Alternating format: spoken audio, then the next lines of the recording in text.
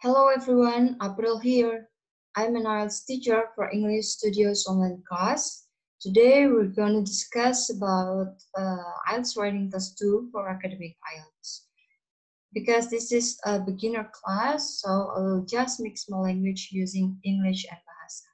So let's begin. IELTS Writing Test 2, apa yang harus kita lakukan? Di sini kita akan diberi waktu 40 menit untuk menulis esai minimal 250 kata. Kemudian bentuknya adalah formal atau academic essay yang terdiri dari 4-5 paragraf. Selanjutnya banyak tipe pertanyaan dan kemungkinan kita akan dapat salah satunya. Contoh agree, disagree, discuss both views, advantage, disadvantage, double question, atau problem solutions. Nah, ini contoh-contoh pertanyaannya bisa dilihat di slide. Oke, next. Struktur esai, ini biasanya atau in common, kita menggunakan 4 paragraf, atau 5, kalau misalnya pertanyaan itu ada opinionnya. Nah, paragraf 1 berisi tentang introduction atau topik presentation, di mana kita memparaphrase topik yang diberikan di pertanyaan. Kemudian di thesis statement, itu adalah jawaban kita atas pertanyaan tersebut, dengan memasukkan beberapa ide utama jawaban kita itu apa aja. Paragraf kedua dan ketiga adalah body paragraf. Ini akan kita diskusikan minggu pertemuan selanjutnya. Dan yang terakhir adalah conclusion, paragraf keempat, itu berisi tentang kesimpulan dari tesis kita dan main point yang sudah kita jelaskan dalam body paragraf. So today we're going to discuss about the introduction, thesis statement, and also the conclusion. So let's see the example. Ini contoh yang pertama, apa yang harus kita lakukan di introduction. Yang pertama tadi, untuk kalimat pertama adalah paraphrase, topik pertanyaannya. Kemudian yang kedua adalah menulis thesis statement atau jawaban kita atau opini dan pandangan atas pertanyaan yang diberikan. Mari kita mulai lihat ke contoh pertanyaan. Nah, pertanyaan yang pertama, biasakan sebelum kita menjawab, kita analisa dulu nih pertanyaannya maunya apa gitu. Di sini kita bisa lihat bahwa, coba ya, kita lihat pertanyaannya, government investment in the visual arts, the kind you commonly see in art galleries, is a waste of money. Oke, jadi government investment di visual arts sebutnya adalah waste of money. Kemudian berikutnya, government must invest this money in public services instead. Jadi ini berkisar tentang invest money di visual arts dan juga di public services. Itu topik sentence yang akan kita paraphrase. Kemudian pertanyaannya, to what extent do you agree with this statement? Oke, to what extent do you agree in this, with this statement? Mari kita mulai di kalimat pertama, paraphrase topik pertanyaan. Tadi yang saya sebutkan bahwa ini berkisar tentang invest money di visual arts atau di public services. Bukan atau invest money di visual art dan di public services. Oke, jadi kalimat pertama paraphrase kita bisa jadi begini. These days, many local governments spend large portions of their budget not only on public services, but also on the visual arts. Jadi kita menyebutkan topik umumnya ini, topik pertanyaannya secara umum. Nah, di sini bisa dilihat bahwa menggunakan sinonim nih, investment, sedangkan di kalimat paraphrase kita tulisnya spend. Kemudian government, di kalimat kita sebutnya local governments. Nah, yang terakhir adalah money, we say budget. Oke, it's clear untuk kalimat pertama. Selanjutnya kita ke kalimat kedua, our thesis statement. Thesis statement untuk menjawab to what extent do you agree with this statement. Maksud pertanyaan ini adalah apakah kita agree sepenuhnya dengan topik ini, topik yang dibicarakan, atau kita agree terhadap satu hal tapi nggak agree terhadap hal yang lainnya. Mari kita lihat thesis statement kita bentuknya kayak apa nih. Oke. Although I agree that it is important to invest in local amenities, I don't think spending on visual arts is a waste of money. Oke, jadi kita jawab, kita agree dengan spending money on local amenities. Local amenities ini adalah public services, but I don't think spending on the visual arts is a waste of money. Jadi kita nggak agree sepenuhnya dengan topik sentence.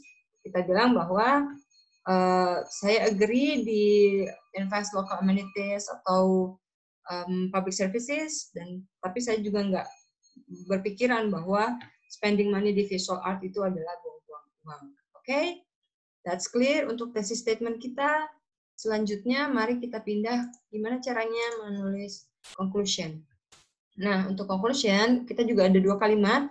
Kalimat pertama adalah kesimpulan atau esai, biasanya diawali dengan kata penghubung. Kata penghubung ini contohnya conclusion, to sum up, atau consequently. Setelah itu dilanjutkan dengan rangkuman dari esai secara keseluruhan. Don't forget, you have to paraphrase, don't use the same words, dan kemudian nggak boleh ada ide baru di conclusion. Kalimat kedua, ini berupa final statement atau personal thought. Ini nggak boleh juga ada ide baru, tapi lebih ke personal thought kita terhadap apa yang sudah kita bicarakan. Nah, mari kita lihat conclusion kita ini seperti apa. Pertanyaannya masih sama. Conclusionnya, don't forget kalimat penghubung di depannya. To sum up, although there are clear benefits of ensuring a large amount of investment goes into public services, okay, large amount of investment goes to public services, clear benefits. I don't believe spending money on art is a waste of money. Okay, as these two provides important benefits. Nah, ini kesimpulan kita. Kemudian selanjutnya, mari kita lihat final thought-nya. In the future, governments should consider budgeting for both. Okay, let's see secara keseluruhan jika digabungkan. Nih, these days many local governments spend large portion of their budget. Ini kalimat topik, jangan lupa, on public services, but also on the visual arts. Nah, kita udah mulai menjawab pertanyaan di thesis statement.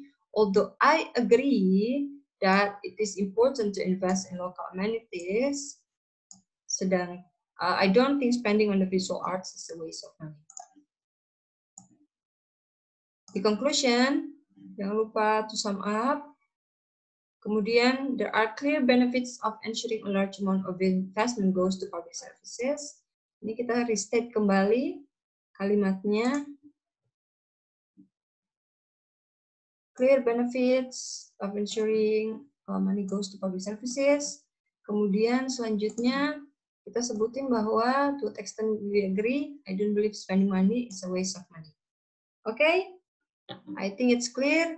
Kita akan lanjut ke contoh yang kedua. Ini pertanyaan yang berbeda. Ini pertanyaan terkait advantage dan disadvantage. Lagi-lagi, don't forget analyze the question before you answer. Jadi kita akan lihat pertanyaannya apa sih ini. In some countries, young people are encouraged to work. Okay, young people are encouraged to work or travel for a year between finishing high school and starting university studies. Mari kita lihat di kalimat pertama introduction kita. Jadi kalimat pertamanya, before embarking on college, ini kita paraphrase, between finishing high school and starting university studies, many young people are advised that a year of working or traveling may be a good option. Ini biar lebih jelas, ini saya perlihatin. Finishing high school and starting university studies, before embarking on college. Okay. Selanjutnya, young people are encouraged to work or travel. Di sini kita sebutin di introduction, young people are advised that year working or traveling may be a good option. Okay, kita udah dapat kalimat pertama, yaitu paraphrasing kalimat topik yang ini. Selanjutnya, yang kedua adalah our thesis statement, menjawab pertanyaan. Pertanyaannya adalah, discuss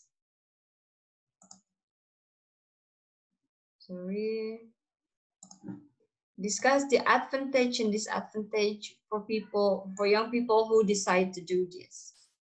Nah, jadi kita diminta untuk discuss advantage dan juga disadvantage dari young people. Mari kita gimana jawabnya nih di thesis statement kita. Nah, this essay will suggest that saving money is the biggest advantage. Kita langsung to the point. Saving money is the biggest advantage. Jadi saving money adalah biggest advantage-nya. Sedangkan of this and a reduced motivation to study is the primary disadvantage. Kita udah discuss advantage-nya dan disadvantage-nya apa. It's easy, right? Let's move to the conclusion. Nah, untuk conclusion, don't forget restate your statement by using paraphrasing. In conclusion, kata penghubung, taking a break from studies can be advantageous. Jadi tadi, taking a break from studies can be advantageous if it allows people to gather up savings. Advantage for savings, sedangkan disadvantage-nya adalah also be careful that it doesn't lead to disillusionment. Okay, this is the disadvantage. Jadi kita restate kembali apa yang udah kita ucapin sebelumnya di our thesis statement. Nah, untuk lebih jelasnya, coba kita lihat secara keseluruhan. Ini sum up-nya untuk contoh yang kedua, introduction tadi, before embarking on college, many young people are advised that year working or traveling may be a good option. This essay will suggest, ini kalimat topik yang pertama, ini kalimat thesis statement. This essay will suggest that saving money is the biggest advantage. Saving money is the biggest advantage. Ini pertanyaannya adalah discuss the advantage and disadvantage for young people who decide to do this. Of this and reduce of motivation is the primary disadvantage. Let's see the conclusion. Kita sebutin bahwa break from studies can be advantageous if it allow people to gather up savings. Di introduction kita sebutnya that saving money is the biggest advantage. Di conclusion kita sebutnya advantageous if it allows people to gather up savings. Sedangkan disadvantages-nya di sini reduce motivation to study is the primary disadvantage. Sedangkan di our conclusion also be careful that it doesn't lead to disillusionment. Okay? I think that's clear. Nah, karena ini udah yang terakhir, I hope you get it, guys. It's quite easy to do writing task 2. You don't have to be afraid. I think that's all for today, and thank you. See you.